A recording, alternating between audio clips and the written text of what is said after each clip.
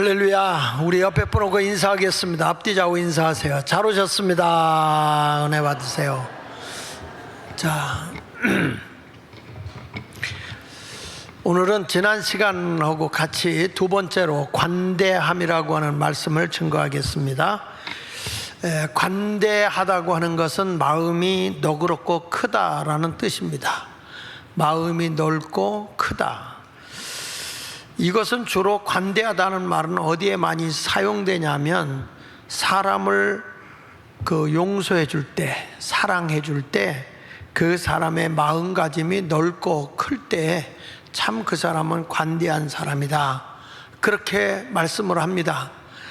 그러니까 사람이 용서를 할 때, 또 사람이 사랑을 할 때 마음이 크고 넓은 사람은 모든 사람이 되게 할 때 그 사람 참 관대한 사람이야, 마음이 커, 그 사람은 생각하는 게 넓어, 이렇게 말할 수 있을 거예요. 그렇다고 해서 우리가 거짓을 행한다든지 그 사람의 어떤 잘못을 계속 범죄를 저질렀는데도 그것을 그대로 묵과해주고 봐준다면 그것은 관대함이 아니죠. 그래서 제가 지난 수요일 날도 그 얘기를 했고 금요일도 그런 말을 했는데, 기독교는 두 가지가 있다. 하나는 공의고 하나는 은혜다 그랬어요. 이 공의라고 하는 것은 이 모든 것이 공평하고 의로운 거예요.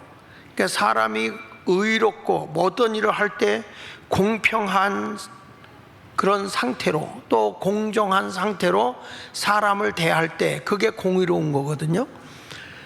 그래서 이 법이라고 하는 것, 법치라고 하는 것도 모든 사람이 법 앞에 공정해야 되잖아요.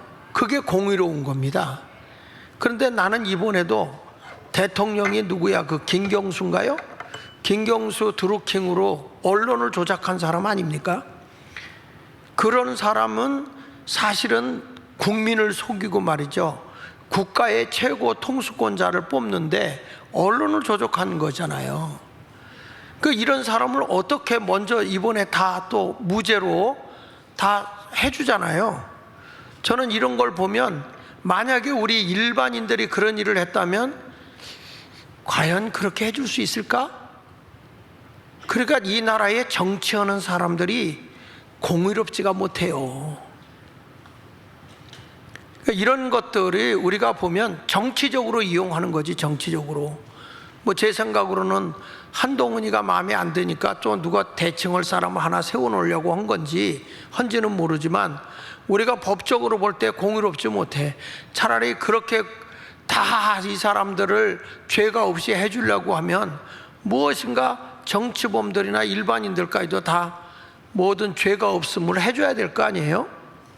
그러니까 이런 것을 보면 사실 이 나라에 사랑이 없는 공의를 행할 때는, 잘못을 범할 때는 냉정하게 심판을 해요. 그런데 그 심판을 받은 사람이 잘못을 뉘우치고 깨달은 건 성경에서 얘기할 때 회개라고 하잖아요. 그럴 때는 하나님의 은혜로 그 사람을 용서하고 사랑한다고요. 저는 지금 볼 때 김경수가 회개했다고 보지 않아. 그 사람은 잘못을 뉘우치지 않아요. 당연하게 받아들여요. 그러니까 우리가 보면 이게 공의만 있고 사랑, 다시 말하면 용서가 없으면 그거는 심판이라고 했어요. 심판. 그러니까 그런 것들을 보면 사람이 폭력을 휘두르잖아. 심판을 하는데 내가 잘못했어요, 용서하세요. 그러면은 용서해주면 그게 공의의 법에서 은혜까지 들어가는 거예요. 그런데 심판만 하고, 공의로 심판만 하고 용서가 없다면 이걸 기독교에서는 은혜라고 그러거든요. 은혜의 법이 없다면 그건 폭력이에요, 폭력. 그래서 공의 안에 사랑이 있어야 되고, 그리고 사랑만 있고 공의가 없으면요, 잘못을 해도 사랑으로 오냐 하다 보면 어떻게 됩니까? 그거는 사람을 방조하는 것이고 뿐만 아니라 직무유기하는 거예요. 그러니까 이런 모습으로 가서는 안 된다는 거죠. 항상 공의의 법도 있어서 잘못할 때는 심판도 하고, 잘못을 뉘우칠 때는 용서도 하고, 이런 은혜의 법이 같이 공존해 줘야 된다 이 말이죠. 그래서 그 미국의 자유여신상에 가면 자유여신상 옆에 이렇게 각진돼 보면 4사람이 있거든요. 그게 뭐냐면 이 자유여신상에 보면 한 손에는 성경을 들고 한 손은 하늘을 가리킨다고요. 이게 뭐냐면 공의와 하나님의 은혜를 상징하는 거라고요. 근데 거기에 4사람이 있어요. 그게 뭐냐? 첫째 사람은 법입니다. 법치가 정의로워야 된다. 법이에요. 두 번째 사람은 뭐냐면 자유입니다. 자유. 우리가 공의롭고 정의로운 나라는 개인의 자유, 신분의 자유, 사상의 자유, 이런 자유를 주는 거예요. 자유.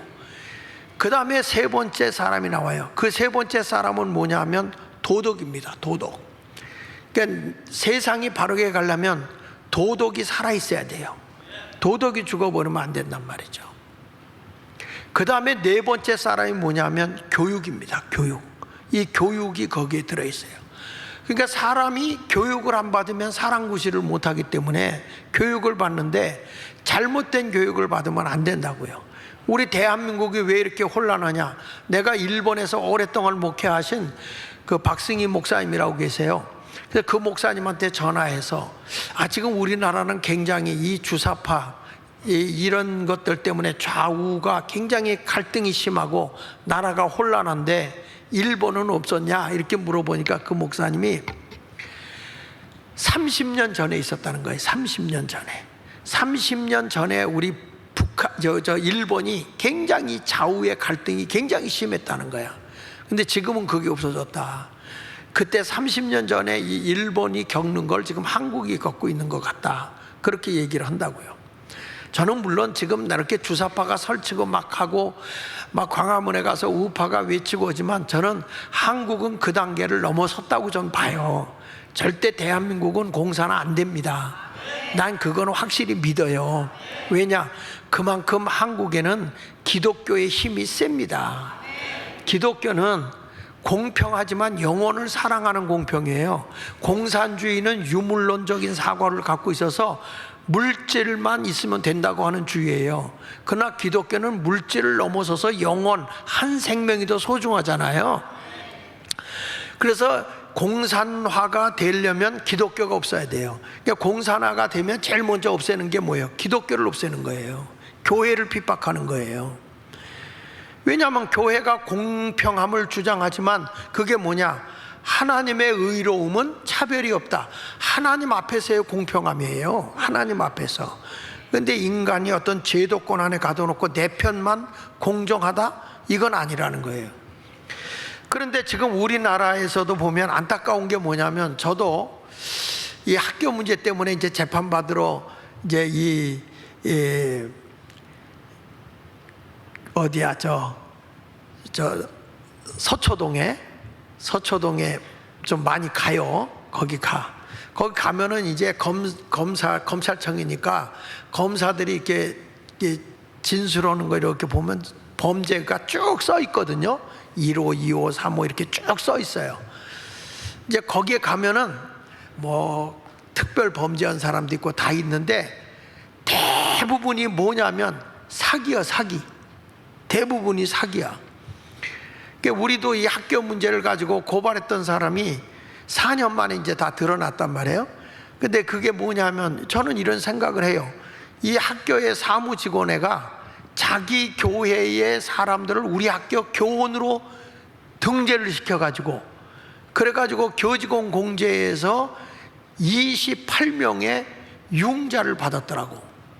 그러니까 이게 이제 감사가 들어오니까 걸릴까봐 겁이 나가지고 얘가 우리한테 다 뒤집어 씌운 거예요.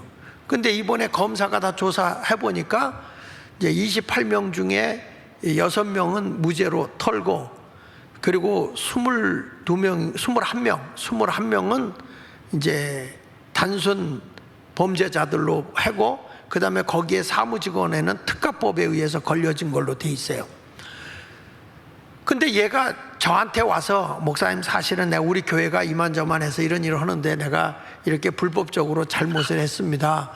용서해 주세요. 그리고 자기가 사실일로 했으면 제가 용서했을까 안 했을까요? 여러분들은 마음이 좋구나.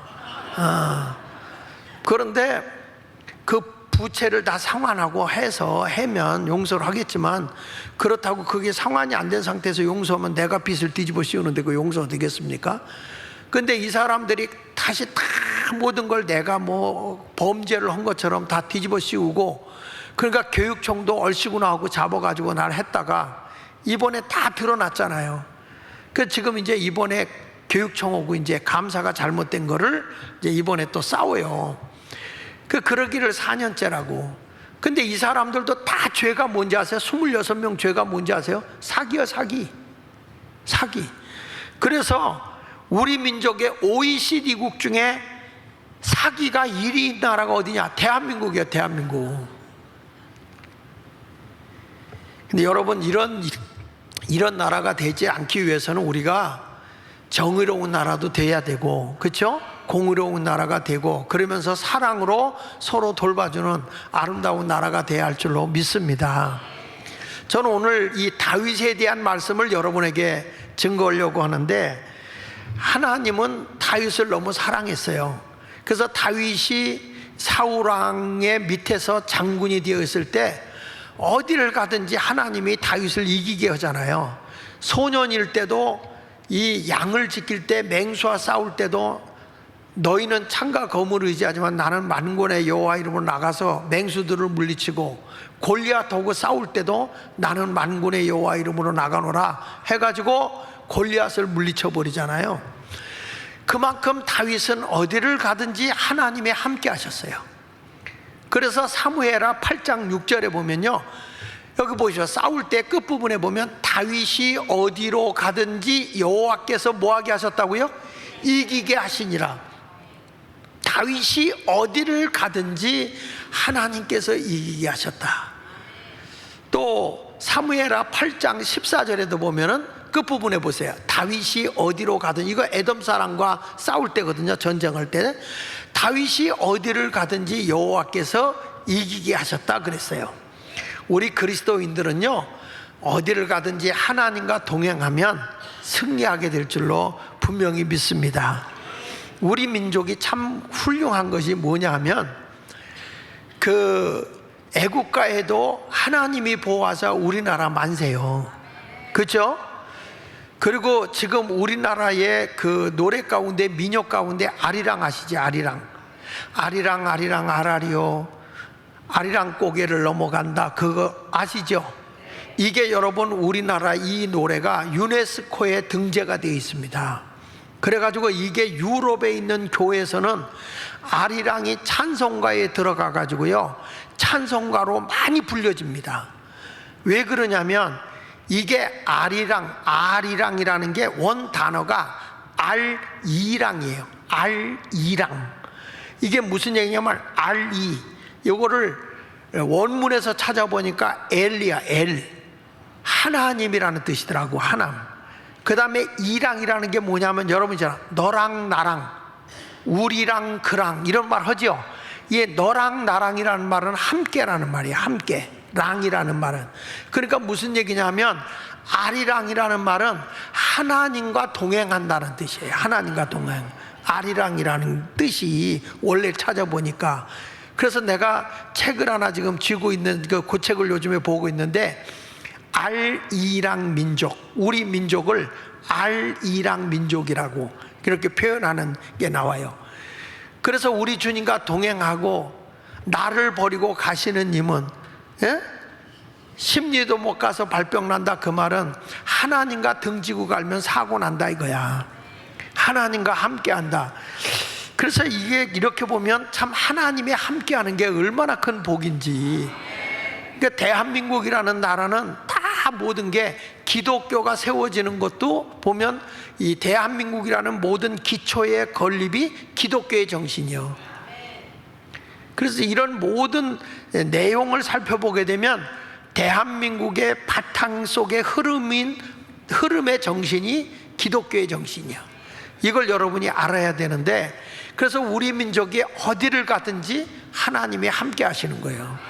세계가요, 이렇게 전쟁하고 폐허가 나갔던 이런 나라가 지금 그 인정받은 유엔에서 인정받은 140개국 가운데에서 어디를 살펴봐도 이렇게 급성장하게 대한민국이 잘 살게 한 나라가 세 개 없다는 거야. 야, 지금 우리나라가 국방력도 군사력도요, 이번에 평가된 거 보니까 세계 6위요. 6위. 그리고 개인 경제력도 보니까 일본이 8위인데 우리가 6위요. 이거 아멘 안 하는 사람은 북한 가요. 이만큼 우리 하나님께서 이렇게 놀라울 정도로 대한민국을 크게 복을 주셨는데, 문제는 대한민국이 지금 너무 안에서 싸운다는 거예요. 너무 싸워요, 이게 갈등이. 그래서 오늘 관대함이라는 말씀을 좀 증거하려고 하는데, 이 다윗이라는 사람이 얼마나 관대했느냐. 어디를 가든지 다 이기고 승리하게 하는데, 나중에는 사울왕이 이제 몰락하고 이스라엘의 왕이 됩니다. 다윗이 이스라엘의 왕이 됐는데, 사람들이 얼마나 다윗 왕을 선호하고 지지하는지, 뭐 그의 모든 권력이 다윗 왕한테로 집중이 되는 거야. 그러니까 전 국민이 가는 데마다 다윗 왕 만세, 다윗 왕 만세야. 사울이 있을 때도 사울이 적을 죽일 때는 1000명을 죽였다면 다윗이 죽인 자는 만만이다. 그 정도로 백성들이 다윗을 칭송하고 있을 때거든요. 나라의 힘이 어디서 오느냐? 국민의 여론의 지지를 강하게 받으면 통치권자가 힘이 있는 거예요. 그런데 이 다윗이라는 사람이 어마어마한 그 권력과 사람들의 인기가, 지지가 대단했어요. 이런 어려운, 이런 대단한 자리에 올라가 있을 때에 그때 누굴 만나냐면 시바라고 하는 사울왕의 몸종, 다시 말하면 요즘으로 말하면 비서급 되는 사람을 만나요. 그 시바를 만나서 이렇게 하는 겁니다. 야, 사울왕가에 남아있는 가족이 없느냐? 왜냐? 내가 사울왕하고 살아있을 때 하나님 앞에 약속한 게 있어. 사울왕가의 자손을 멸하지 않고 내가 그들을 돌봐주겠다고 약속한 게 있어. 그러니 그 사울왕의 자식 가운데, 이 후손 가운데 남아있는 자가 있느냐? 이렇게 물어봤더니 시바가 이런 말을 합니다. 사울왕과 요나단이, 그의 아들 요나단이 전쟁에 나가서 죽었을 때 그 젖먹이 있는 그 엄마가, 유모가 아이를 안고 도망을 가다가 그 아이를 놓쳐서 두 다리를 다쳤습니다. 그래서 불구자가 된 그러한 장애를 입은 자가 하나가 있는데 그가 무비보셋입니다. 그러니까 사울 왕가에는 그 다리를 절고 있는 무비보셋이라고 하는 그 손자가 하나가 있습니다. 그랬더니 다윗이 빨리 그를 데리고 와라. 그 남은 자를 데리고 와라. 그래서 그를 극진하게 다윗이 대접을 하는데, 자기 아들같이 대해가지고 왕자같이 대해서 같은 식탁에서 같이 밥을 먹게 하고, 뿐만 아니라 사울 왕의 모든 재산을 다 그 무비보셋에게 넘겨주면서 시바에게는 너의 모든 자손들, 후손들이 그 무비보셋을 섬기도록 하라. 이런 특별한 배려를 해준 사람이 다윗이에요. 그래서 성경 인물 가운데에서 정말 통 크게 마음 넓게 사람을 대한 사람이 누구냐라고 물어보면 저는 다윗이라고 봐요. 난 우리 예수 믿는 사람도 이와 같이 다윗과 같이 마음이 넓은 사람, 관대한 사람이 되기를 축복합니다. 이게 사람이 관대함의 반대가 뭐냐면 속이 좁아 터진 사람이잖아요. 속이 좁아서 요만큼도 말을 못 알아듣고 말이야 화만 벌컥벌컥 내는 사람, 여기도 지금 3명이 와 있는데 속 좁은 사람, 아무것도 아닌데. 그래서 오늘은 좀 관대함에 대해서 좀 살펴보도록 하겠습니다. 첫째로는 관대하다는 것은 편협한 마음을 넘어서 풍성한 마음, 쉽게 말하면 마음의 여유를 갖고 대하는 사람이 관대한 거예요. 따라합시다. 풍성한 마음을 소유한 자. 자, 여기 다시 한번 제가 지금 설명한 거지만 성경을 보면서 하겠습니다. 사무엘하 9장 3절에 보니까 왕이 이르되, 다윗이 하는 얘기예요. 사울 집에 아직도 남은 사람이 없느냐? 내가 그 사람에게 하나님의 은총을 베풀고자 하노라, 이렇게 말하는 거예요. 지금 내가 하나님 앞에 사울왕하고 약속한 게 있다는 거죠. 그 약속한 게 있는데 그것을 내가 이루어 드리기 위해서 하나님의 은총을 베풀고자 한다. 그랬더니 시바가 왕께 하르되, 요나단의 아들 하나가 있는데 다리를 저는 자입니다. 장애를 입은 자라고 지금 얘기하고 있어요. 여러분, 관대한 사람은요, 사람이 그 아쉬울 때 사람을 찾는 경우가 있는데, 지금 다윗 왕은 상당한 권력과 모든 힘이 그에게 집중되고 있을 때예요. 인기가 하늘 높은 줄 모를 정도로 올라가고 있을 그때인데, 그 실패한 왕의 가족을 찾고 있는 것을 보면 이 사람의 마음의 태도가 얼마나 여유롭고 대단한 풍요로운 마음을 가지고 있는가 하는 것을 보게 됩니다. 성경에도 보면 우리에게 마음의 여유를, 그 관대한 마음의 여유를 가질 것을 권면한 내용이 바로 누가복음 6장 29절 이하 31절에 보면 이런 말이 나와요.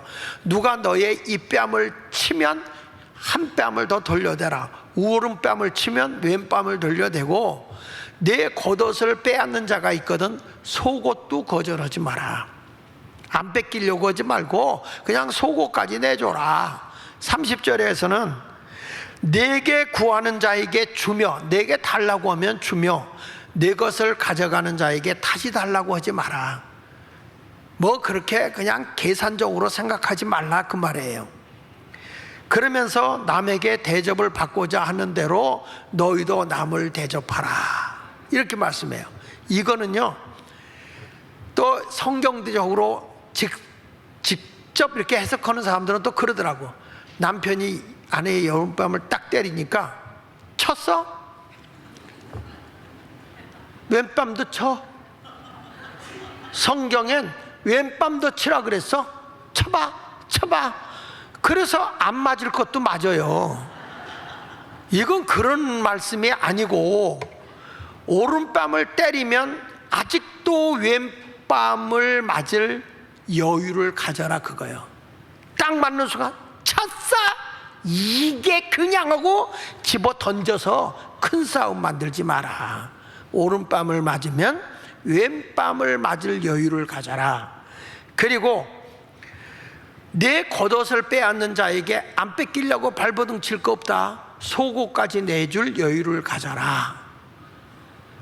너가 구하는 자에게는, 내 것을 가져가는 자에게 다시 달라고 하지 말고 그냥 잃어버려라. 이게 뭐냐면 마음의 부유함이야. 대접을 받고자 하는 대로 남에게 대접을 하라. 여러분은 대접받기를 좋아하는 사람이에요? 대접하기를 좋아하는 사람이에요? 다시 물어보겠습니다. 대접받을 때가 좋아요? 대접할 때가 좋아요? 거짓말하면 지옥 가요. 그런데 성경에는 대접하기를 좋아하라. 대접하다 부지 중에 천사를 만난 사람이 있어요. 그게 아브라함이에요. 아브라함. 그러니까 대접하기를 좋아하라. 아주 인색하게 야박하게 살지 마라, 그 얘기예요. 저도 지난번에 한 목사님을 만났는데, 그 목사님 만난 지가 몇십 년 되거든. 내가 그분한테 정말 대접 여러 번 했어요. 근데 이번에 뭐 이렇게 감투를 쓰는 것 때문에 왔다가 만난 거야. 만났는데 그분이 처음으로, 목사님들 거기 한 11명 모여있는데 처음으로 그분이 밥 한 번 사더라고. 근데 내가 가만히 있으면 좋은데, 내가 이제까지 목사님 만나서 처음으로 먹어본다. 내가 그래서 처음 먹어봐. 처음. 너무 감격해가지고 내가 그 친구를 엄청나게 여러 번 대접했어요. 근데 자기는 처음 해준 거예요. 얼마나 나는 감격을 했는지 몰라. 근데 그게 순수하게 했으면 좋은데, 내가 뭐 나왔으니까 나 표 좀 줘. 이런 의도로 온 것 같아서 좀 마음이 편치는 않아. 근데 우리 하나님을 믿는 사람은 그저 여유를 갖고 대해주는 게 좋다 이거예요. 그러니까 다윗이라는 사람도 지금 요나단의 아들 그 다리 저는 자를 데리고 오지요. 사무엘상 23장 15절에 보면요, 이런 말이에요. 다윗이 사울이 자기 생명을 빼앗으려고 나온 것을 봤어요.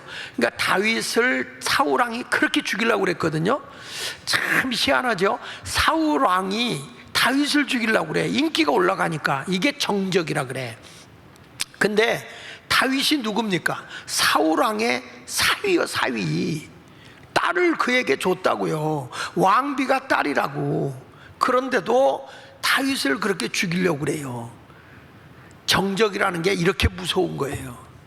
그러니까 자꾸 교회 와서도 감투 쓰고 뭐 정치하려고 하는 사람들, 높은 자리에 올라가려고 하는 사람들 있잖아. 그런 인간들은 상대할 필요가 없어요. 왜 그러냐?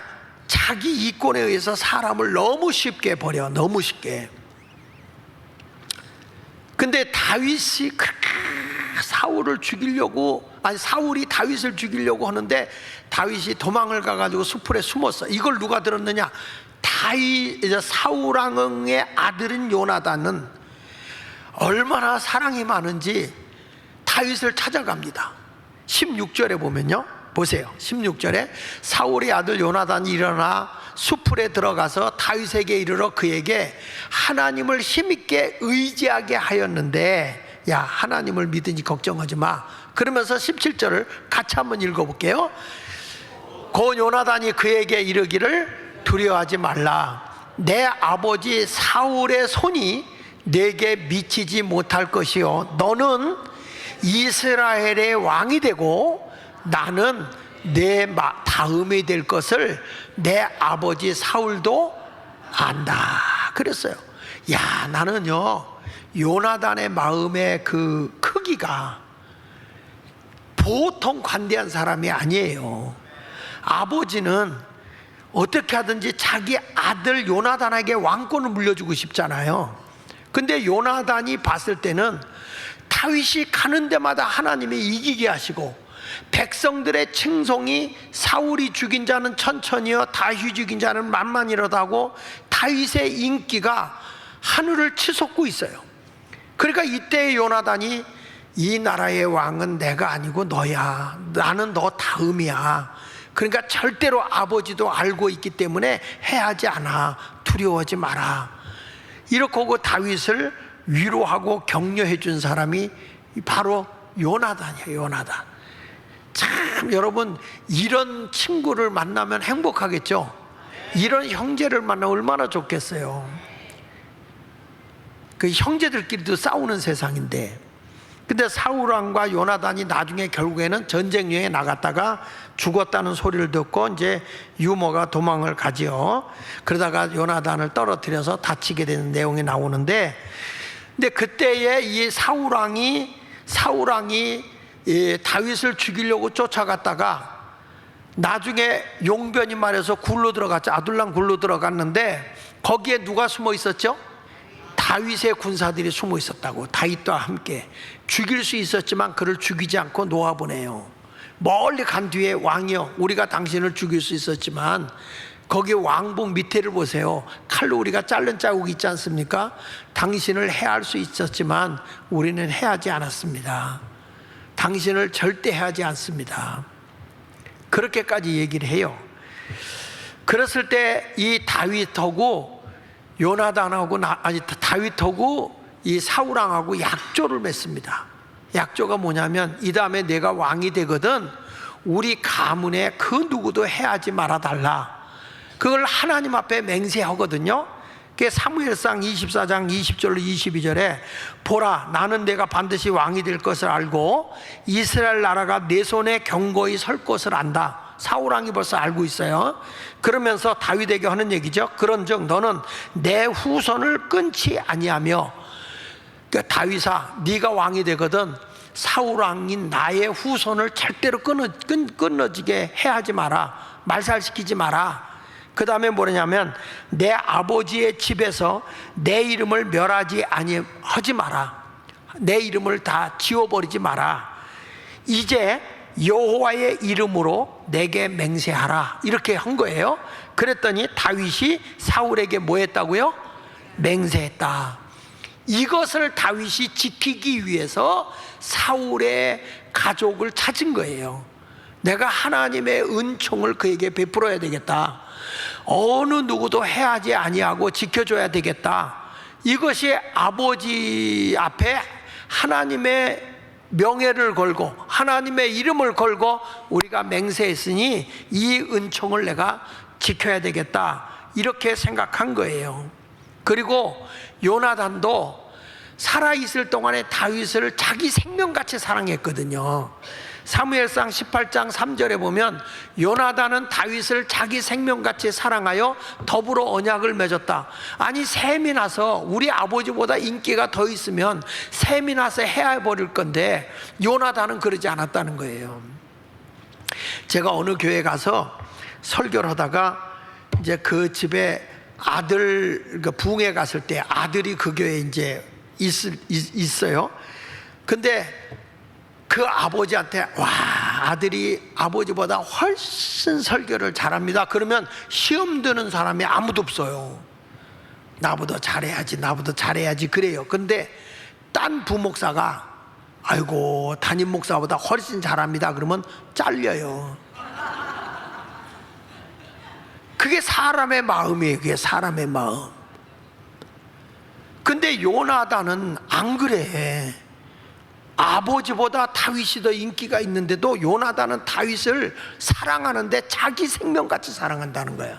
그 요나단이 얼마나 위대한 사람입니까? 그것도 여기 다시 한번 보세요. 요나단이 다윗을 자기 생명같이 사랑하며 더불어 언약을 맺으며 요나단이 자기가 입었던 겉옷을 벗어 다윗에게 주었고 자기의 군복과 칼과 활과 띠도 그리하였더라. 아버지가 자꾸 널 죽이려고 하니까 이거 입고 무장하고 좀 피해가라. 이렇게 요나단이 다윗을 사랑하는 거예요. 또 사무엘상 20장 17절에도 보면 다윗에 대한 요나단의 사랑이 그를 다시 맹세하게 하였으니 이는 자기 생명을 사랑한 같이 그를 사랑했다. 요나단은요, 그러니까 요나단이 다윗보다 나이가 많거든요. 그런데도 자기 생명같이 다윗을 사랑한 게 요나단이야. 나중에 요나단이 죽었을 때 다윗이 사무엘하 1장에 보면요, 얼마나 크게 울었는지, 그대가 나를 사랑함이 내 부모의 사랑보다 더 컸도다, 이렇게 고백을 해요. 부모가 날 사랑한 것보다 요나단 형, 당신이 나를 사랑한 것이 더 컸어요. 그리고 다윗이 통곡하고 울 정도로 요나단은 다윗을 엄청나게 사랑했다는 거예요. 권력을 넘어서서 사랑을 품어낸 거죠. 자, 이런 것을 보면서 다윗이, 야, 사울 왕가에 가족이 없어? 라고 물었을 때 시바가 이 무비보셋을 소개한 거잖아요. 요나단의 아들. 그랬을 때 빨리 가서 데려와, 이렇게 얘기한 거예요. 그래서 사무엘하 9장 4절 5절에 보면 왕이 그에게 말하되 그가 어디 있느냐 하니 시바가 왕께 아뢰되 로드발 암미엘. 그 로드발이라고 하는 지역은요, 초목이 없이 아주 황무한 땅이야. 그러니까 굉장히 사람 살기 어려운 지역에 지금 살고 있다는 얘기예요. 로드발 암미엘의 아들 마길의 집에서 그를 데려왔다. 그러니까 요나단의 아들 무비보셋을 다윗이 데려갖고 온 것입니다. 데려갖고 와서 그를 정말 극진히 사랑하는 것이죠. 자, 데리고 왔을 때 이 다윗이 무비보셋한테 어떻게 대해주는가 한번 봅시다. 6절에 보니까 9장 6절에 사울의 손자 요나단의 아들 무비보셋이 다윗에게 나와 그 앞에 엎드려 절하매 다윗이 이르되 무비보셋이 아니 그가 이르기를 보소서 당신의 종이니이다. 지금 무서운 거예요. 다윗의 권력 앞에 사울의 왕가의 가문이 왔기 때문에 나를 저 사람이 해하려고 하는 거 아닌가? 공포에 떠는 거예요. 그때 다윗이 그에게 이르되 무서워하지 말라. 무서워하지 말라. 내가 반드시 내 아버지 요나단으로 말미암아 내게 은총을 베풀리라. 요나단이 다윗을 생명같이 사랑해 줬잖아요. 보세요. 관대함을 베풀면요, 그 관대함이 자손 때에도 은혜를 입는 거야. 내가 사람은요, 인생이라는 게 사이클이 있어요. 흥할 때가 있으면 쇠할 때가 있어요. 이렇게 올라갔다 내려갔다 하는 거예요. 오늘 잘 돼서 평생 잘 될 거라고 생각하지 마세요. 오늘 잘 됐으면 내일 안 될 수도 있어요. 오늘 안 되면 내일에 잘 될 수가 있어요. 그러니까 안 됐다고 사람을 비하하지 말고 어려울수록 우리가 도와주고, 그러면 그 사람이 흥할 때 또 어려운 사람을 도울 거 아닙니까? 이런 관대함이 있어야 되는데, 잘 될 때는 막 사람이 막 붙어서 잘해주는 것 같다가 힘이 없어지고 약해지면은 사람을 외면해 버리잖아요. 아니, 며칠 전에 어떤 우리 교인도 와서 나한테 그러더라니까. 목사님, 이제 뭐 후임자도 오신다는데 네임덕 현상이 오기 전에 일하세요 그러더라고. 네임덕 현상이 오기 전에 일하세요 그러더라고. 그래서 이따가 네임덕이 오면은 뭐 오라지 뭐, 또 가서 뭐 하나 만들면 되지 뭘. 그게 사람이라는 게 이게 그렇게 자신감 없이 어떻게 살아. 자, 여기 보세요. 그래서 다윗이 그 얘기를 해, 무서워하지 마라. 내가 반드시 네 아버지 요나단으로 말미암아 내게 은총을 베풀리라. 내가 내 할아버지 사울의 모든 밭을 다 내게 도로 주겠고, 그러니까 사울 왕의 모든 재산을 누구에게 주는 거예요? 무비보셋에게 주는 거야. 그러면서도 또 뭐냐면, 또 너는 항상 내 상에서 떡을 먹을지니라. 내 밥상에 겸상하겠다. 너하고 나하고 겸상을 하겠다. 여러분, 왕하고 같이 밥을 먹을 정도면 권력이 얼마나 세겠어요? 그렇지 않겠습니까? 지금 볼 때 무비보셋을, 넌 나하고 같이 늘 밥 먹어, 너는 내 왕자와 똑같아, 이렇게 대해 주는 거예요. 내 가족이야. 그러면 사람들이 무비보셋을 볼 때 얼마나 그 권력 앞에 바들바들 떨겠어요. 내가 그렇게 대해주겠다 얘기를 하는 거야. 그러니까 이 시바에게는 많은 걸 물려주면서도 이걸 가지고 이제 저 무비보셋을 잘 섬기라고 얘기해요. 이런 큰 사랑을 받으니까 무비보셋이 하는 얘기 좀 보실래요? 거기 9장 8절에, 사무엘하 9장 8절에 그가 절하여 이르되 이 종이 무엇이기에 왕께서, 이 어마어마한 권력을 가진 왕께서 죽은 개 같은 나를 돌아보시나이까. 자기는, 여러분, 이 시대의 개는요 아주 그 저속한, 그 쉽게 말하면 부정된 짐승이야. 지금하고 달라. 지금은 완전 얼마나 개가 넘치는지, 우리 교회 장로님 이용주 장로님네 가봐도 개가 상전이요. 개가 상전이요. 얼마나 아주 개를 하는데 귀하게 대해주는지 몰라. 그 옛날에는 개를 비하했기 때문에 사람을 욕할 때 뭐라고 욕해요? 개 같은 놈만 있는 건 아니잖아. 여자는 이게 이렇게 이제 비유를 해요. 요즘에는요 개 같은 놈만 돼도 복이요. 개 밥 다 차려주고 뭐 목욕시켜주고 뭐 다 해주고 막 빨아주고 핥아주고 쓰다듬어주고 같이 껴안고 자고. 요즘에 남편들 그렇게 해주는 아내 있어? 예? 요즘에는요 집에서 새끼 밥 차려달라 그러면은 자기 남편을 뭐라고 하냐, 삼식새끼라고 그래.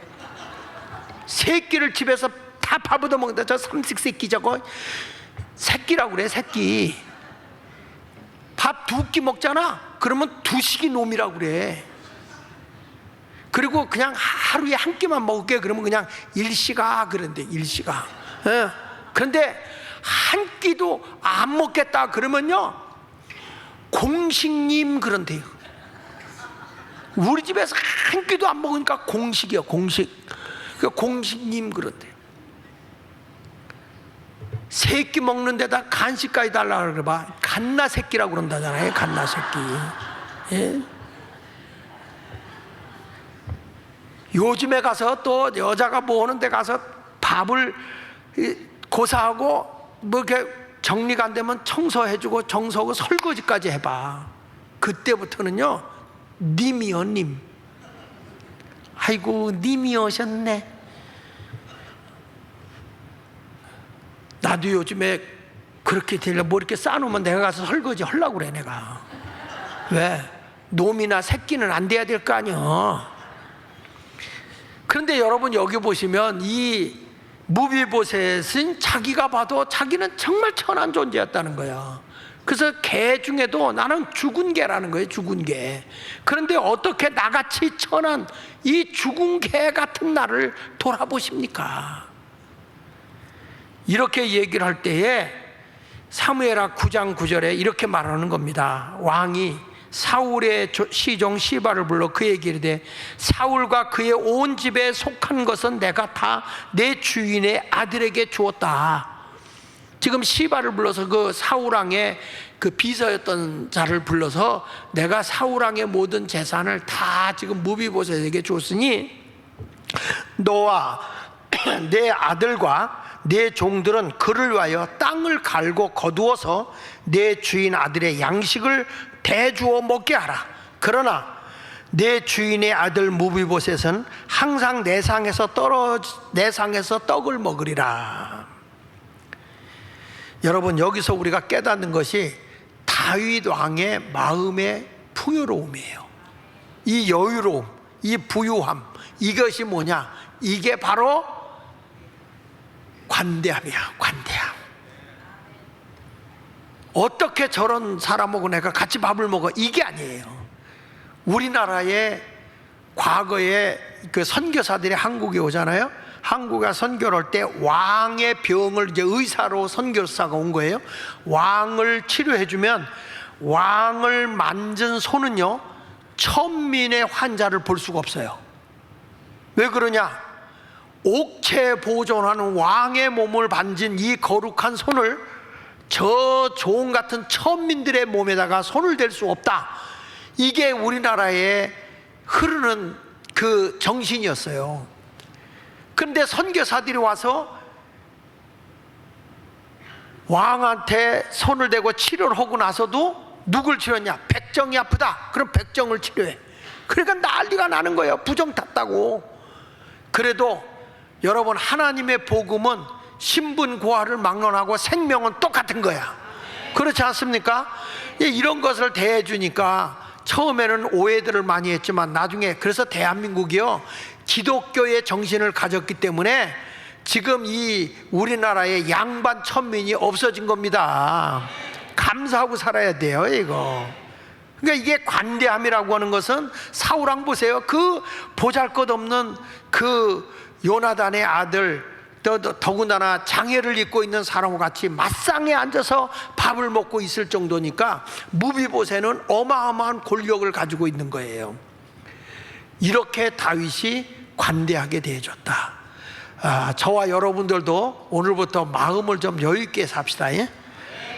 지금 무슨 말 한마디 들어도 막 부부간에 큰 소리 내고 막 싸우고 그러지 말고 여유있게 살아. 여유있게. 할렐루야. 할렐루야. 지금 오늘도 지금 설교하는데 좀 마음을 여유있게 가져. 왜 설교가 길어질 것 같이 읽어가지고 하지 말고, 이제 첫 번째밖에 안 했어. 이제 좀 마음의 여유를 가지고 풍요로운 마음 가지고 신앙생활 하세요. 두 번째 가서는 뭐냐? 관용, 관대라는 건 서로 도움을 주고 받는 거예요. 따릅다. 서로 도움을 주고 받는 것이다. 자, 이렇게 해서 이제 서로 도움을 주고 삽니다. 사무엘하 9장 11절로 13절에 그대로 하지요. 왕의 명령대로 시바가 왕께 아뢰되 내 주 왕께 모든 일을 종에게 명령하신 대로 종이 준행하겠나이다 하니라. 무비보셋은 왕자 중 하나처럼 왕의 상에서 먹죠. 그렇죠? 그대로 하는 거예요. 말대로.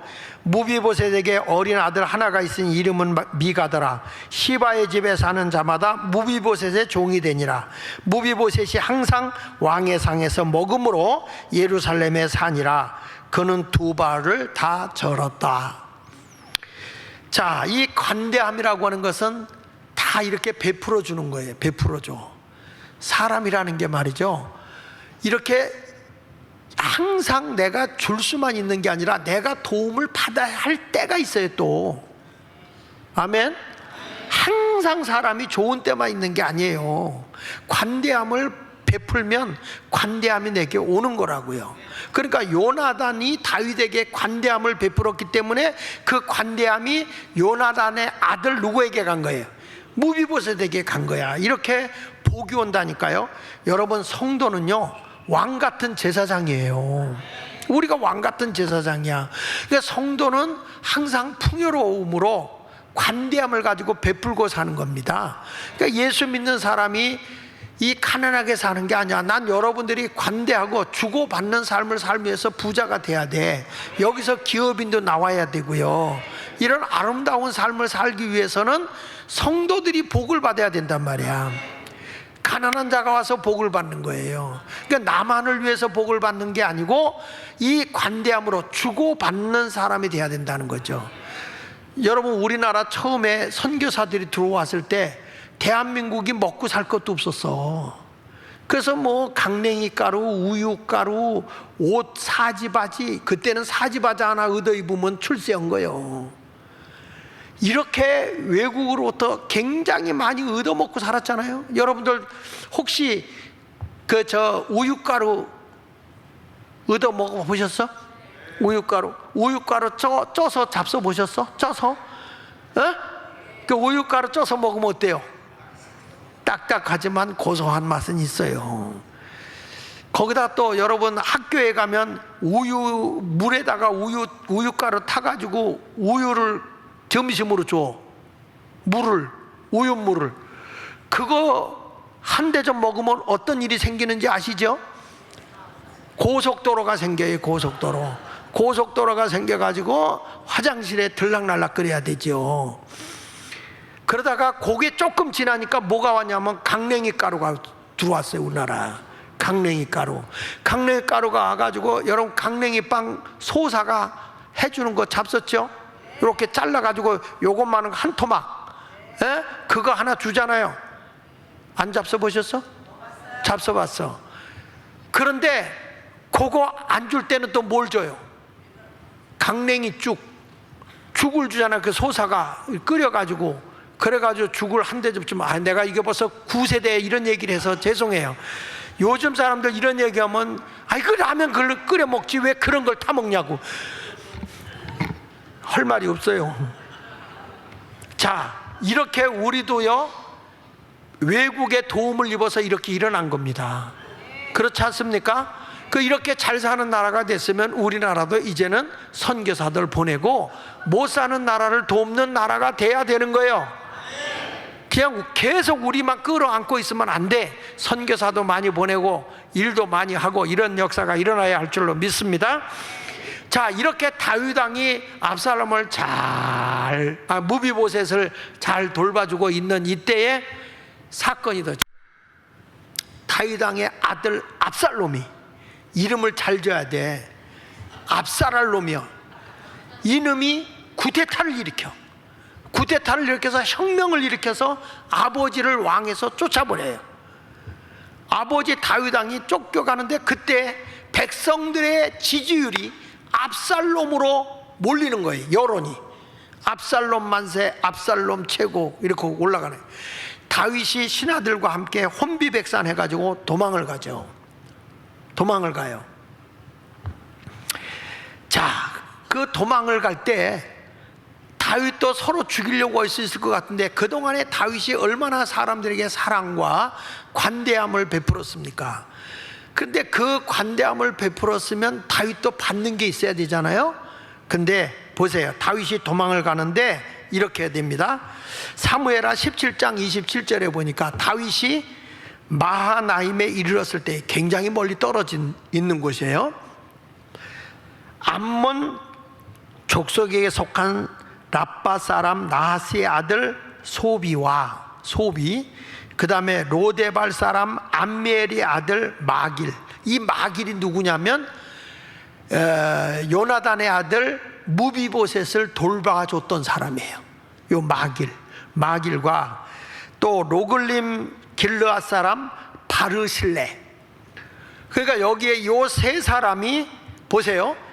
다윗이 도망온 거기에다가 침상과 대야와 질그릇과 밀과 보리와 밀가루와 볶은 곡식, 콩, 팥, 볶은 녹두, 꿀과 버터, 양과 치즈를 가져다가 다윗과 그와 함께한 백성에게 먹게 하였으니.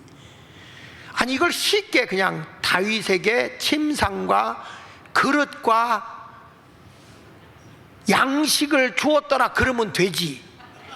그걸 밀, 보리, 밀가루, 볶은 곡식, 콩, 팥, 볶은 녹두, 꿀, 버터, 양과 치즈, 성경에 다 썼어. 하여튼 우리가 선한 일을 베푸는 거는 없어지지 않는다는 걸 얘기하는 거예요. 이게 다 그에게 베풀어 줬습니다. 여러분 보세요. 이 사람들이 지금 다윗이 뭐가 없을 때냐? 권력을 잃어버렸을 때예요. 다윗이 막 쫓겨가고 있을 때입니다. 그런데 만약에 이 사실을 대성공을 한 압살롬이 도망가는 다윗을, 패자인 다윗 왕을 돌봐주고 있었다는 걸 알게 되면 이 사람들은 다 사형에 처하는 거예요. 극형에 처하는 거예요. 그럼에도 불구하고 이 세 사람은 다윗 왕을 선대하고 있어요. 왜 이런 대접을 받았느냐?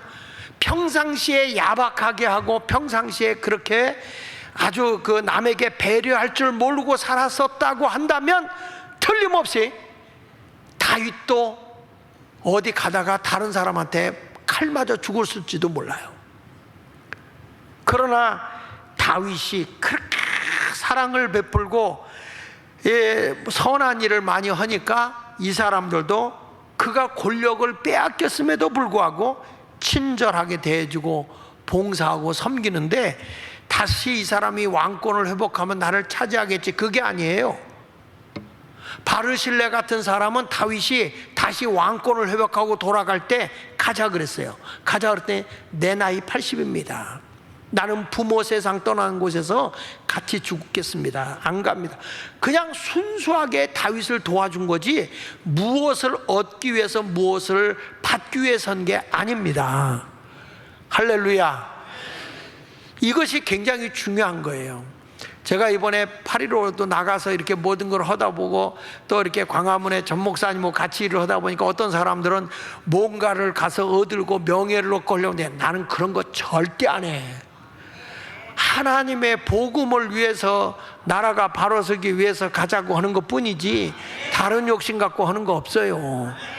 근데 사람들이 와서 가자, 그날도 오늘 그날 여기서 아마 뭐 공연이 있었나 봐요. 우리 교회에서 공연 하라고 임대를 여기를 줘가지고 대관을 했대. 대관 해가지고 하라고 그랬는데 아마 뭐 기념회를 했나 봐. 장애인들 중심으로 했는지 뭐 했는지 했나 봐요. 근데 이제 여기까지 와서 시위를 했대.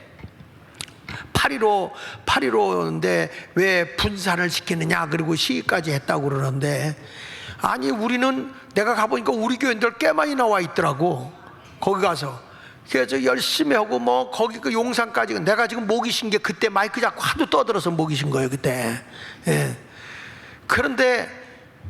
그런데도 와서 여기 와서 데모하고, 지들은 왜 여기 와 있어? 거기 가 있어야지.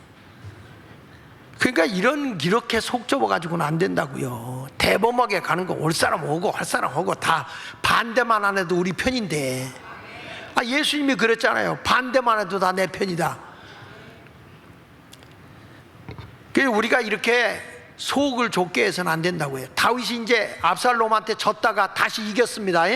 왕권을 회복해서 돌아와서 와보니까 무비보셋이 그대로 있는 거야. 야 무비보셋, 왜 내가 도망갈 때 같이 안 왔냐? 그랬더니 갈 때 시바라고 하는 자가 모함을 했어요. 거짓말로 왕하고 같이 가려고 말을 타고 기다리고 있는데 오지 않게 하고, 시바가 뭐라고 했냐면 그 몸종이, 다윗은 지금 사울 왕가를 다시 회복하려고 왕을 내쫓아 버리고 있다고, 여기서 머무르면서 사울 왕가를 복원하려고 합니다. 이런 식으로 거짓말을 한 거예요. 그러니까 다윗이 사울 왕이 가지고 있던 모든 재산을 무비보셋에게 줬잖아요. 그거를 네가 다 가져라 그런 거예요, 시바한테. 근데 돌아와서 왜 너 나 안 따라왔냐 그랬더니 사실 얘기를 들어보니까 사실은 그게 아니고 내가 같이 가려고 했습니다. 그런데 시바가 나를 속이고 왕을 속이고 이렇게 해가지고 이만저차 2차 전차 4차 전차 기차 열차 KTX까지 온 겁니다. 그렇게 얘기했어. 다윗은 그 말을 들었죠. 그리고 무비보셋은 다윗 왕이 떠나고 난 뒤부터 목욕 하나 옷 하나 갈아입지 않고 그대로 수염도 깎지 않고 그대로 거린 모양을 하고 있었어요. 그 정도로 다윗을 사모하고 있었죠. 그래서 나중에 다윗이 배려해서 재산을 반반씩 시바에게도 반을 주고, 왜냐하면 시바는 어쨌든 다윗이 도망갈 때 많이 도와줬거든요. 그리고 이제 반반씩 이렇게 도와줬다 그래서 배려를 했습니다. 좋습니다. 나는 여러분들에게 말합니다. 주고 받는 일에 함께하는 관대한 자가 되시기를 축원합니다. 한 사람 얘기를 듣죠. 하워드 켈리라는 분이 있었습니다. 이분은 아버지가 뭐 하는 분이냐면 큰 규모 설탕 도매 사업가였어요. 돈이 굉장히 많았습니다. 이분은 내가 다른 사람을 돕는 일을 위해서 내가 의사가 돼야 되겠다 그래서 공부를 해가지고 의대에 취업을 했어요. 의대에 들어갔어요. 의대에 들어갔더니 돈 가지고 의대 들어왔다고 비난하는 사람이 많아. 공부해서 들어왔는데 그 모함하는 사람이 그렇게 많았어요. 그래도 그는 공부를 열심히 해가지고 의사가 됩니다. 근데 그 할아버지는 뭐랬냐면 그 사업을 가지고 노예 해방도 하고 남북전쟁 때에 가난하고 불쌍한 사람들에게 많은 물질로 도와준 사람이라고, 그래서 이 사람을 참된 부자다 이렇게까지 표현을 했어요. 그런데 이 하워드 켈리는 의사가 돼가지고 드디어 이제 의사가 돼서 병원에 취업을 했는데 병원에 환자를 보려고 하는데 환자가 막 날뛰는 정신점 분열 증세에서 막 날뛰는 그런 환자였어요. 그러니까 의사가 사고 날 것 같으니까 안 된다 그러고 환자를 안 받으려고 할 때 하워드 켈리는 무슨 소리냐, 우리가 도와야 된다. 그래가지고 그 사람을 돕고 치료를 하다가 이 사람이 발작을 일으키면서 간호사를 해가지고 크게 다친 거예요, 간호사가. 그래서 이 책임이 누구에게 갔냐면 하워드 켈러한테 간 거예요. 네가 받지 말라는 환자를 받아서 사고가 났다. 그래가지고 이 사람이 병원에서 해고가 됩니다. 너무 괴로운 거예요. 그래서 내가 이걸 도와야 되느냐 돕지 말았냐, 돕는 일이 잘하는 거냐 못하는 일이냐, 이런 것 때문에 고민을 하고서 병원에서 잘리고 난 다음에 자전거를 타고 바이킹을 떠난 거예요. 여행을 떠난 거예요. 그다음 높은 산 속에 들어갔는데 그 산 속에서 한 사람을 만나요. 이 사람이 뭐냐면 그 사람도 바이킹 하다가 자전거가 고장이 나가지고 못 가는 거야. 그래서 이 사람이 뭐란 거니, 반나절만 이 자전거 좀 빌려달라. 내가 자전거를 고쳐갖고 와서 당신을 만나겠다. 그 여기서 기다려라. 아, 그런데 자전거를 빌려줬는데 오질 않네. 그래서 할 수 없이 며칠을 걸어서 시내로 나오다가 먹지 못하고 걷다가 그냥 허기져서 남의 집 앞에서 쓰러진 거예요. 외딴 집 한 대 쓰러져 있는데 우리나라로 말하면 초막집 같은 데 쓰러진 거예요. 그 쓰러져 있는데 이분이 허기진 걸 알고 그 어린 소녀 하나가 나오더니 우유 한 잔을 주면서 이걸 마시라고. 그 뭐 배가 고프니까 벌컥벌컥 마셨죠. 근데 이 소녀가 그대로 가면 안 돼요. 여기서 쉬었다 가셔야 돼요. 그래서 집으로 모셔드린 거야. 집에 가서 보니까 그 집에 저녁에 그거 하나 남은 거예요. 그거 하나. 먹을 거가는 그거밖에 없더랬는지 거야. 근데 그걸 자기한테 준 거에 대해서 너무 고마움을 깨닫고 나를 살려주신 게 저런 도움이 있어야만 사는 거구나 하는 것을 깨닫고 나는 돕는 사람이 돼야 되겠다. 그래가지고 나중에 돌아와서 이분이 열심히 아버지의 재산을 가지고 뭘 만들었냐면 내가 앞으로 가난하고 아픈 사람을 치료하는 최고의 병원을 만들어야 되겠다. 그래서 병원을 세웠는데 그 병원이 뭐냐면 존스 홉킨스 병원이에요. 존스 홉킨스 대학병원을 세운 거야. 이 병원을 세우면서 많은 환자를 고치고 있었고 좋은 인재들을 키워가고 있었는데 어느 날 환자 하나가 왔어요. 환자 하나가 왔는데 이 아주 고치지 못할 그런 병이 왔는데, 딱 시골에서 치료하다가 딱 왔는데 보니까 이건 중병이라 손을 댈 수가 없어.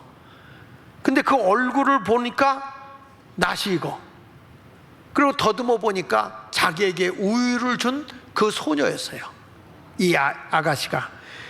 그래가지고 이 죽음의 문턱에 중병에 걸려있는 이 소녀를 위해서 자기가 죽게 된 걸 살려준 걸 생각하면서 정성을 다해서 치료했는데 기적적으로 얘가 나은 거예요. 그래가지고 청구서를 왔는데 병원비가 상상을 초월하게 병원비가 나왔는데, 그 병원비 밑에 뭐라고 써있냐면 이렇게 써있는 거예요. 우유 한 잔으로 모든 병원비는 지불되었음. 그때 선을 베풀어 준 그 하나가 병원비를 다 담당해 줬다 이거예요. 지금도 하워드 켈러에 의해서 세워진 이 병원은 무료 진료, 자선 숙박시설 등을 통해서 꾸준히 이웃을 많이 돕고 있는 그런 병원이 되었다는 거예요. 여러분, 바로 관대함이라고 하는 것은 받고 주고, 주고 받고 하는 것이 이루어져야 돼요. 그래서 갈라디아서 6장 9절에 말씀하기를 같이 읽어볼까요? 시작.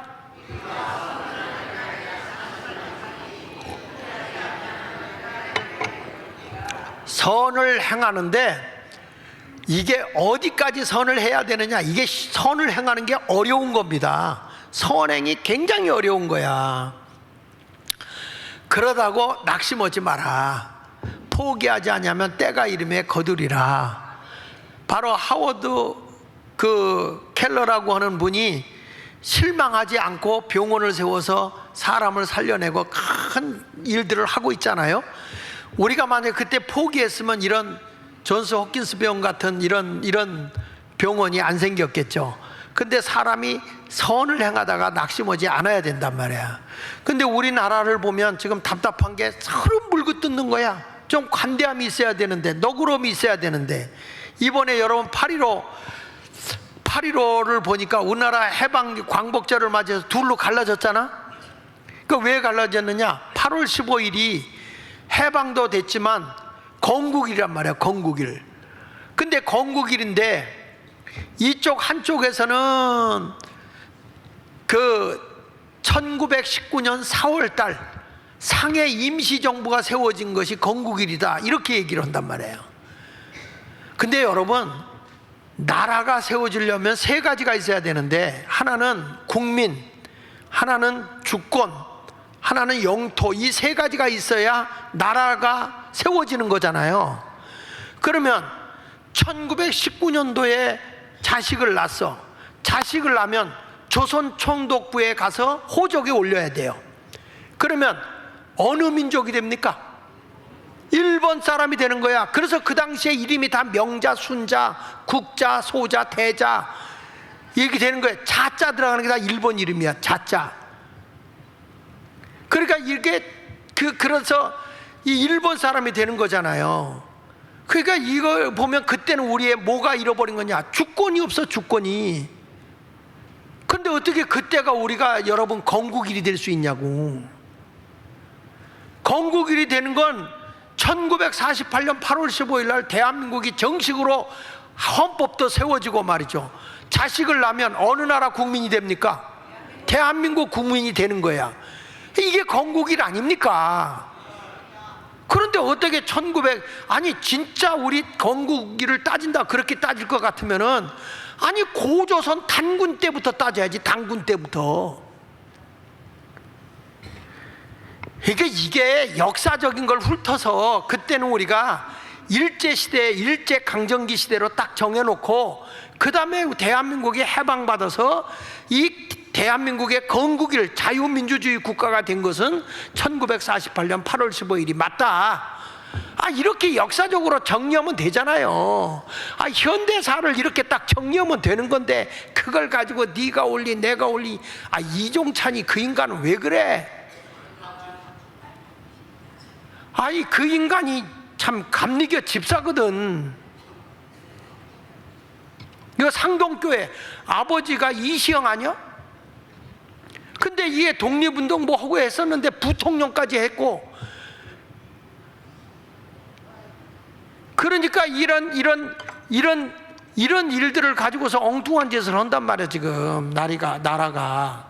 그 이렇게 분열하면 안 되잖아요. 좀 이걸 역사적으로 우리가 통 크게 딱 정리하고 우리 대한민국 이렇게 가자. 그래서 국민이 하나 되게 해야 되는 거 아니에요. 이 대한민국이 지금 정치인들 때문에 나라가 혼란해져. 정치인들 때문에. 그래서 교회가 이제는 방법이 없어요. 선으로 악을 이겨야 돼. 따라합시다. 선으로 악을 이기자. 그러기 위해서 우리는 뭐냐? 좀 넓게 살자. 마음도 좀 크게 갖자. 아멘입니까? 그래서 오늘 말씀의 결론입니다. 나는 여러분에게 말씀합니다. 관대함이라는 게 뭐냐? 마음의 부유함이다. 관대함이 뭐냐? 내가 주고 받고 주는 것이다. 이러한 넓은 마음을 가지고 생활하셔서 좀 집안에서도 부부간에도 좀 금실 좋게 사시고 부모와 자녀간에도 행복하게 사세요. 아멘입니까? 부모의 심정으로 살면 됩니다. 부모의 심정으로. 응? 자식들이나 아내는요, 남편이 돈이 많으면 나중에 다 뺏어가고 안 줘요. 근데 부모는 다 자식에게 줘도 아깝지가 않아. 그런 거 아니겠어요? 뭐 아내하고 둘이 금실 좋다? 여러분 나중에 다 돈 있고 나면 다 여자가 뺏어. 별별 일 없어. 잘 얹혀서 살아. 야박하게 살지 말고 관대함을 가지고 살아야 돼. 다 가져갑니다. 다 가져갑니다. 저는 그거 알아요. 미국에서 목사님이 사모님이 세상을 뜨고 난 뒤에 재혼을 했거든. 재혼했는데 어느 날 미국 LA에 가면 제가 가면 원로 목사님들 이렇게 모고 꼭 제가 식사 대접을 해요. 근데 원로 목사님들 이렇게 모셨는데 원로 목사님들이 돈을 걷어. 그 왜 그러냐 그랬더니 저 아무개 목사 있잖아. 예. 그 목사가 버려졌어. 무슨 소리예요? 그 재혼한 지 얼마 안 됐는데 다 목사니까 다 뺏어낸 다음에 버렸어. 그 불쌍해서 도와주는 거예요. 그래서 내가요, 내가 아는 목사님, 여러분 누구라 하면 다 알아. 그 목사님 결혼할 때 3억 하려고 그럴 때 말렸어요. 또 1,000억 하려고 한 것도 말렸어요. 누구하고 결혼시킨지 아세요? 집사님하고 결혼시켰어요. 집사님하고 결혼시키니까 그렇게 목사님에 대한 존경심이 있어. 그래가지고 목사님을 얼마나 잘 섬기는지 지금요 엄청 잘해요. 띵호와 왕창해 이렇게. 그래서 우리가 서로 좀 관대하고 넓게 살아야지. 야박하게 살면 가정도 깨지는 거예요. 국가도 마찬가지고요. 우리 교회도 너그러운 마음 가지고 행복하게 살아가는 여러분 모두가 되시기를 축원합니다.